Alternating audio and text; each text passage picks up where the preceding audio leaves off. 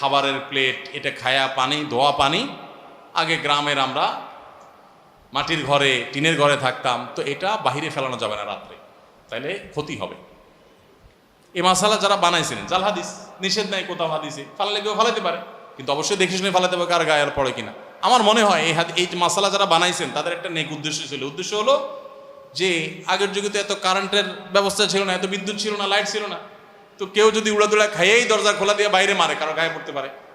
পোলাপান যেন এই কাম না করে, যেন বলছে খবরদার এটা ফালানো যাবে না, ক্ষতি হয়ে যাবে। হ্যাঁ, ভাঙা প্লেটে খাওয়া যাবে না, ক্ষতি হবে। ভাঙা প্লেটের ভাঁজে ভাঁজে হয়তো ওইটা হয়তো কোনো প্লেটের দোকানদার হাদিস বানাইছে যাতে করে ঘন ঘন প্লেট বিক্রি হয়। বুঝে আসছে কথা? তো এরকম নেক উদ্দেশ্যে কিছু জাল হাদিস বানানো হয়েছে, তার ভিতরে এটা একটা, যে কি 10 টাকা কুড়ায় পাইলে সাথে আর 10 টাকা দিতে হবে, এরকম কোনো কথা আসলে কোরআন হাদিসে নাই। পোলাপান রে